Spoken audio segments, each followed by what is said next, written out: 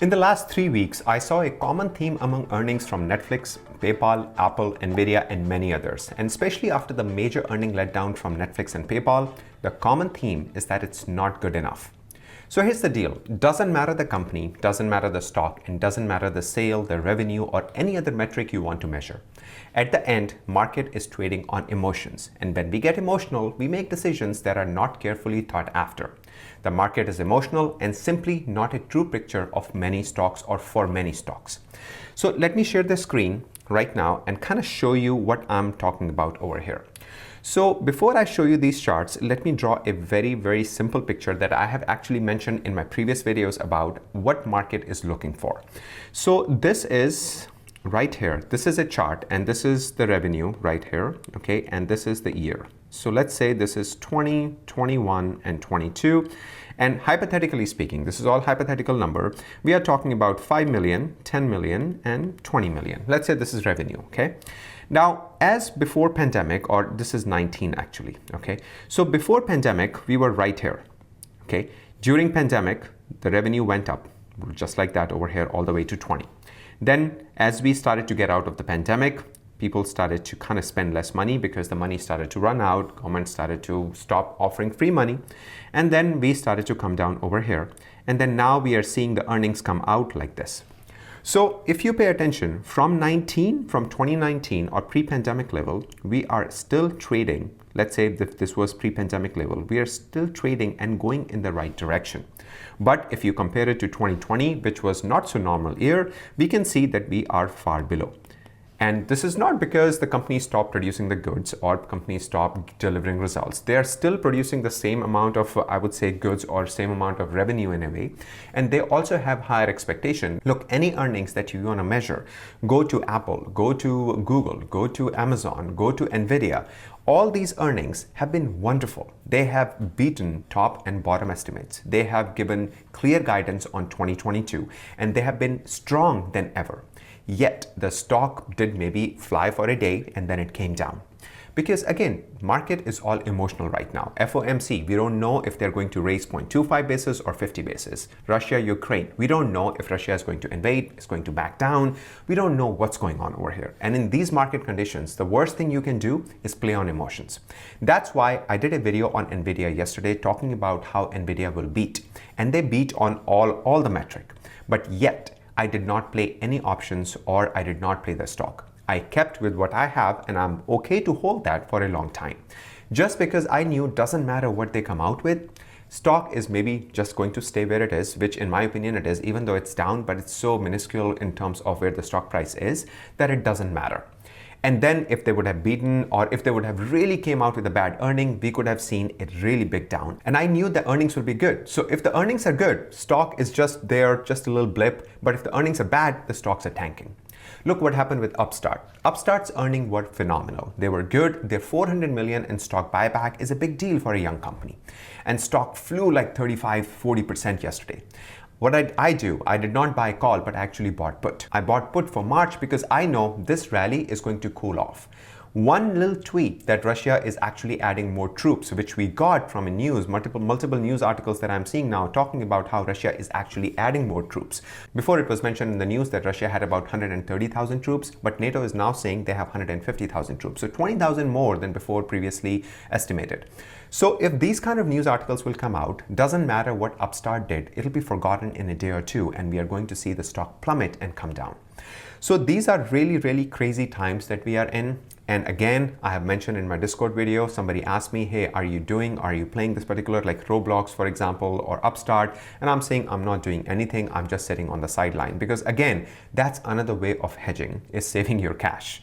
So this chart over here that I have on your screen, I just want to point out to you that how people are or how Wall Street is measuring expectations of any company like Nvda, for example, in this case.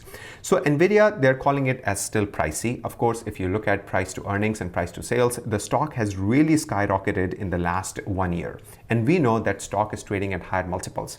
But this is the future growth. if you look at their earnings, they beat their estimates on many levels. And we're going to talk about that in just 1 second. Okay, so now let's talk about this particular chart.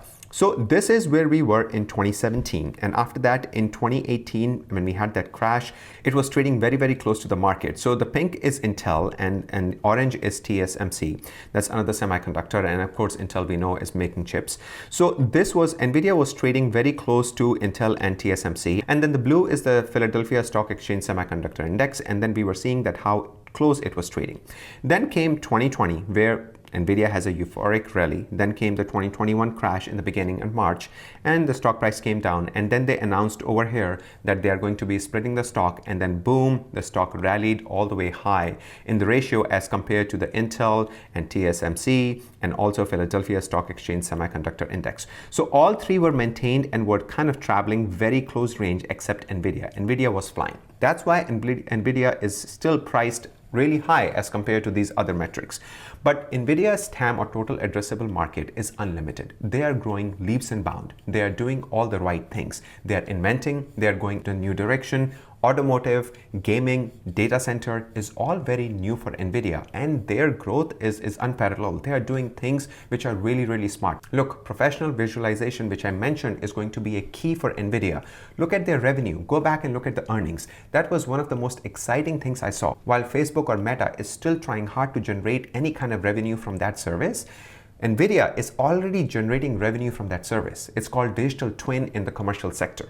So these factories, this BMW factory can create a whole digital twin of the factory and see all the processes before they actually go and implement it. This is very powerful stuff. And we are seeing that particular growth. So why is Nvidia pricey? Yes, it's pricey if you look at today's metric, but we are not talking about today's metric. We are talking about the future. So I feel in Nvidia, where it is right now, it's a great buy. If you look at the metrics, you can say, yes, price to sales is very high. It's trading at X level. But the point is here that their future market is very, very big. And they are doing all the right things to be on the right track to take advantage of that growth. Next, take a look over here. So this is not just only Nvidia, okay? We are talking about the whole FANG sector. This is all FANG sector. In 2021, we start to see all the, I would say, the pressure in FANG from Q3, Q4, and Q1 of 2022. So all FANGs are trading lower as they were trading in Q2 of 2021. So this is not only Nvidia, this is a story of all, I would say, high or big tech companies. Even though they delivered record, look at Google, Amazon, in my opinion, is one of the most undervalued company right now. Amazon is massive and huge. We know that. But look at the stock price. It's been in that level for such a long time. So I'm sure you have started to get the theme here. We have seen the parabolic growth that I mentioned over here in 2020 and also in 2021. Now, as the supply chain issues get resolved in the coming months is when we will see how we are going to bring these businesses back into the valuation. Now, I'm not a financial advisor and I talk about this stuff that kind of makes sense for me when I'm doing my own research. So take it for what it's worth, but I'm seeing some businesses will come out of this weakness stronger than ever and some companies will disappear for good. So companies that do not have earnings and do not make any money, those companies will hurt a lot more before getting better. And doesn't matter what they say to attract new customers, it will all matter to the value that they bring on the table. I'm sticking with the big names and I don't have to repeat the names again and again, but I will say it now so you know. Apple, Amazon, Tesla, Microsoft, Nvidia are going to rule on the tech side. Berkshire Hathaway, Coca-Cola, Amex, MasterCard will rule on the other side.